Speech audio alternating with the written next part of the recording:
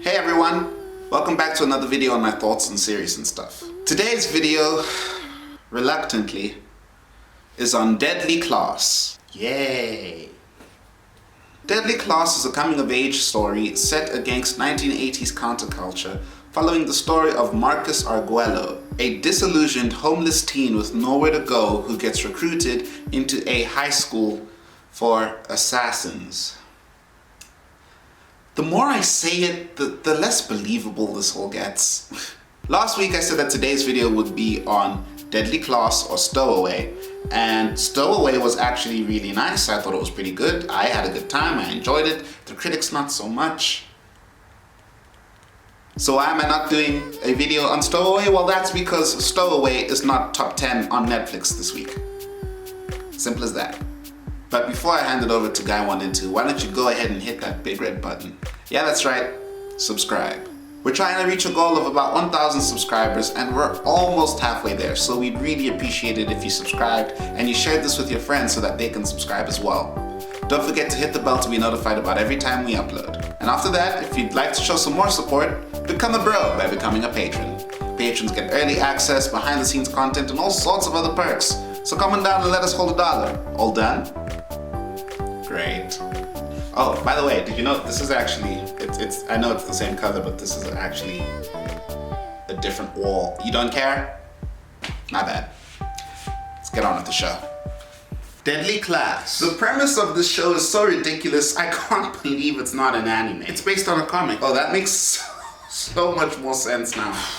You know, I really liked this at first. But I don't know, it started off hardcore, but then it went full teen drama. I don't think that's fair. What do you mean that's not fair? I think it's always been full-blown teen drama. You just didn't realize because you got distracted by the fight scenes, the music, the story. You know what, maybe you're right. I was too busy chasing the carrot, I didn't even notice the stick. How could it not be teen drama? Marcus shows up to a new school, and before his first day is even out, he's kissed 2 different girls who happen to be friends. I find it harder to believe that he's kissed 2 different girls in like a span of 48 hours than that he got accepted to a school for assassins. Man, I was caught off guard right from the moment they recruited him. Now that was some nonsense. Imagine being homeless and then some random kids come and pick you up with motorcycles and katanas. And Saya kissed him unprovoked. At first I thought that kiss... At first I thought that kiss was random, but then I thought about it, and now I'm like, if I was trying to jump off a building and Lana Kondo kissed me, I'd also probably take a sec. Can't say I disagree with you there. Lana Kondo is a very pretty lady. And did you notice how Saya's got this thing where she keeps throwing advice around even though nobody asked her for it? Yeah, it kind of reminded me of you. What? You heard me. I don't. Okay, maybe I do. Maybe I do, but at least I'm not as bad as Saya. I don't go around kissing people before they kick their own bucket and then completely ignore them the next day. She had to roll with her squad.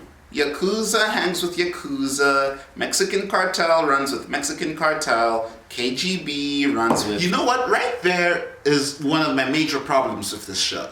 Oh, you don't like the KGB? Why you gotta ask difficult questions? I don't even know what that stands for. It's the abbreviation for what essentially translates into Committee of State Security.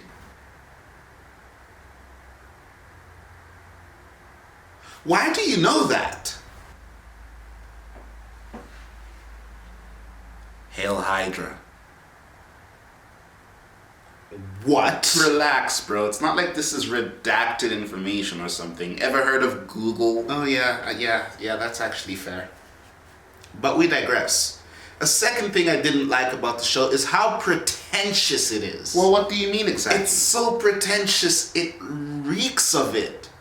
Listen, you know I don't like high school cliques. They just don't make sense to me. Yeah, I mean, that doesn't mean they don't exist, though. Besides, it was set in the 80s. That is the right time for that kind of cliquey high school social behavior. Utter gobbledygook.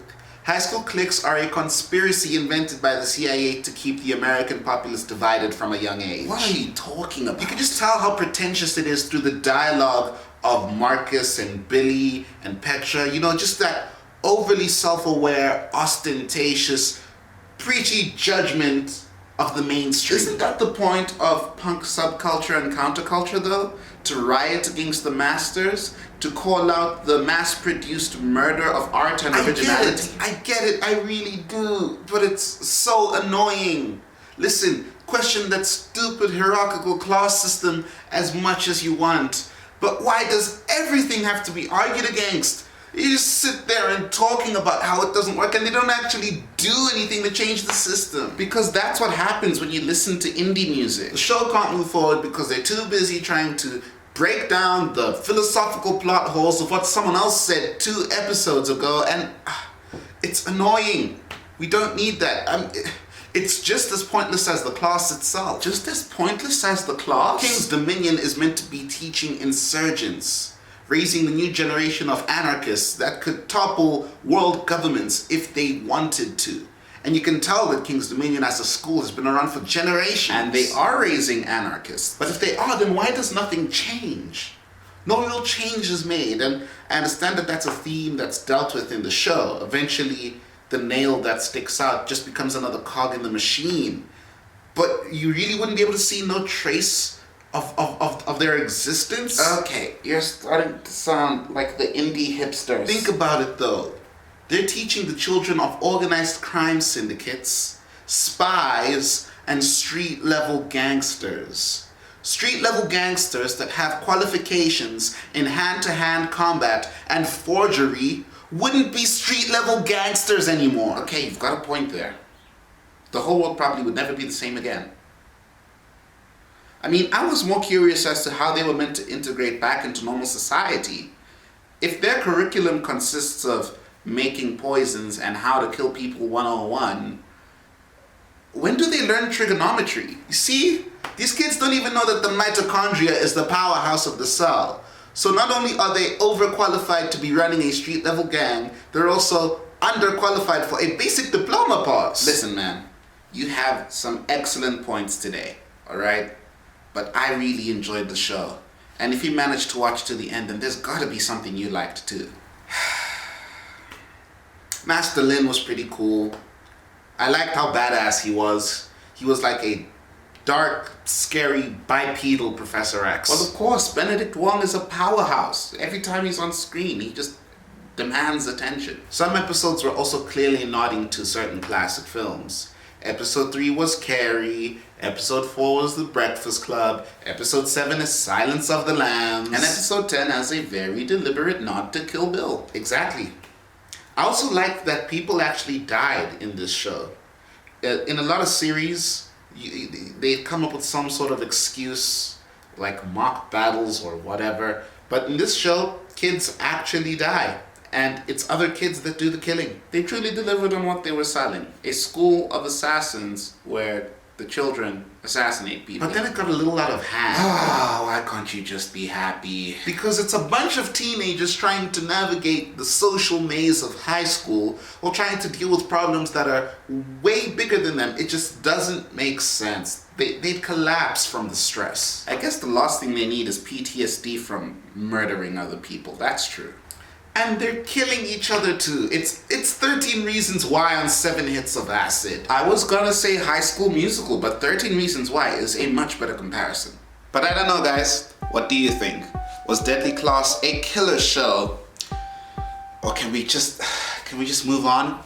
Can we not pay any attention to it? Cause I made my disappointment very clear in the intro, but that doesn't necessarily mean that I was disappointed from the start. I was actually on board from the beginning, from episode 1 to 4, I was there. I got sold on the action and the story. It's all a really decent concept. But unfortunately, it is a teen drama and I'm not really the target market for those things. I just get really tired of watching teenagers abuse hard drugs, hard liquor, and each other. These shows always feel so far-fetched, and I know I'm not really saying anything because it is a series based on a high school for assassins, and not even the cool anime one, just a dirty live-action one that has graffiti on the walls all the time. But I'd still like to think that they wouldn't be dumb enough to make the decisions that they make. To make matters worse, they have no discipline, no sense of urgency, they don't even take the missions that would be protecting their own lives, that would be saving themselves. They don't even take that seriously. Maria puts on a full face of Katrina makeup before going on what's meant to be covert assassination missions. Billy takes a non-lethal hallucination-inducing poison to a literal gunfight.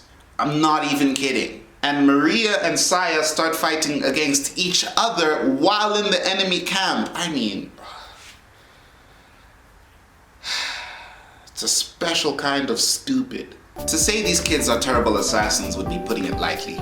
Before going on a mission that would save both Maria and Marcus from the wrath of the cartel and a raging psychopath, respectively, Marcus decides to go out on a rave. He also cheats on Maria with Saya.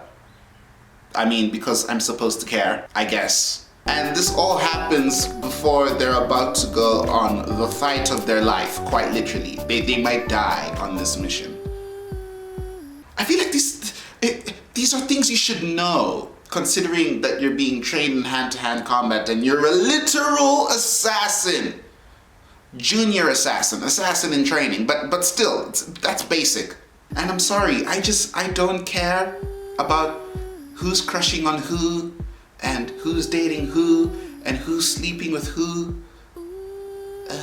There's kids killing other kids at a deadly school for assassins, yet somehow I'm getting stuck in the gossip and the rumors and watching Marcus deliberate on whether he should get his girlfriend a month-anniversary gift.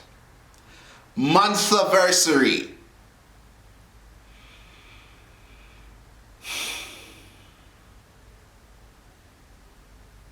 Okay, you know what? I'm over it. I've got like way more notes. I wish you could see. I've got like a whole lot of other things to say.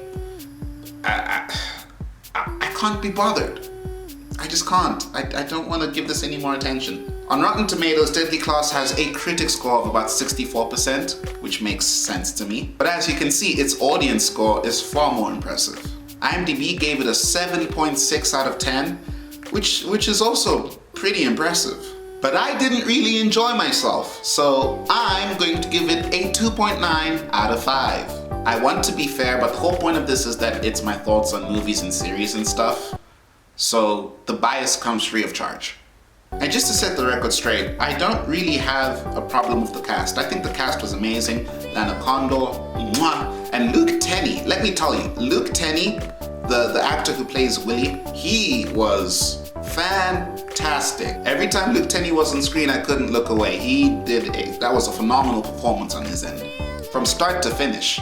At one point, I didn't even care about the show, and all I cared about was the friendship between Marcus and Willie, because both those actors just had such good chemistry on screen that over the moon watching that.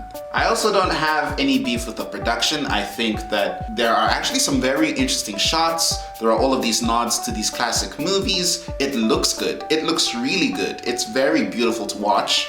And they also do this thing where they seamlessly integrate this very graphic, novelty, comic book-like animation, which I think is meant to be derived from the comic it's based on. And that as well was very nicely done. The characters are beautiful, the writing is very decent, and all in all, if teen drama is your thing, I actually feel like you'd really enjoy this show. It's not my thing, it's really not my thing, and I'm trying my best not to fault it for that, but at the end of the day, I just did not have fun towards the end. It was painful. It hurt. But that's all from me, guys. If you liked this video, give it a big thumbs up. If you absolutely hated this video, give it an even bigger thumbs up. As I said earlier, don't forget to subscribe and hit that bell to be notified about every time we upload. And if you'd like to show some more support, don't forget to get down to our Patreon and let us hold $1. The next video is probably going to be on Raya and the Lost Dragon. Maybe. Probably. I don't know. We'll have to see. I realized this week that being stuck between Stowaway and Deadly Class both weren't really something I wanted to review, because both weren't something I was necessarily over the moon for. So Yeah, this week's video was pretty tough to get out of bed for. Hopefully Raya and the Lost Dragon will, or something that comes across my desk over the coming week will spur some fire in me. All I know for sure is I will definitely be here next Thursday for another video on my thoughts on stuff. Until then, take care. Bye-bye.